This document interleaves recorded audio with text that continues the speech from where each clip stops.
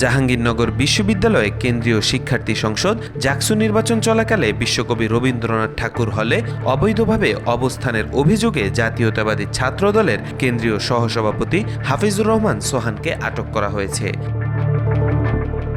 বৃহস্পতিবার বেলা 11টার দিকে হলের 424 নং কক্ষ থেকে হল প্রভোস্ট তাকে আটক করে।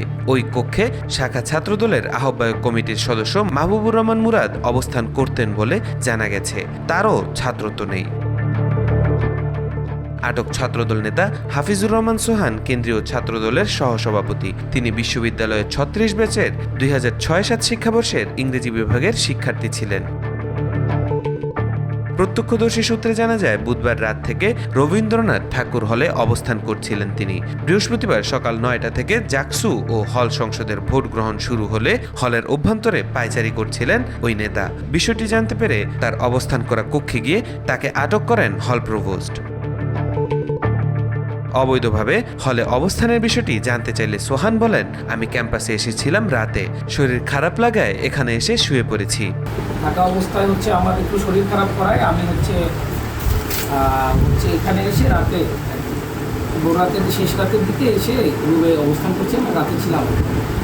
ভাই, আপনি যে এখানে অবস্থান করছেন এক্ষেত্রে প্রশাসন কর্তৃক হয়তো আর জানে না, নির্বাচন কমিশন কর্তৃক কোনো অনুমতি নেওয়া হয়নি।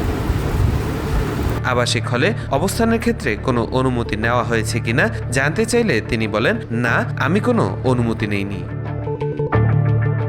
এদিকে আটকের পর ছাত্রদলের ওই নেতাকে বিশ্ববিদ্যালয়ে প্রক্টোরিয়াল বডির হাতে তুলে দেওয়া হয়। এ সময় হলের প্রভোস্ট অধ্যাপক শফিকুল ইসলাম বলেন, নির্বাচন চলাকালে আবাসিক হলে সাবেক শিক্ষার্থীদের অবস্থান করা আচরণবিধির লঙ্ঘন, তাই আমরা তাকে প্রক্টোরিয়াল টিমের হাতে তুলে দিচ্ছি।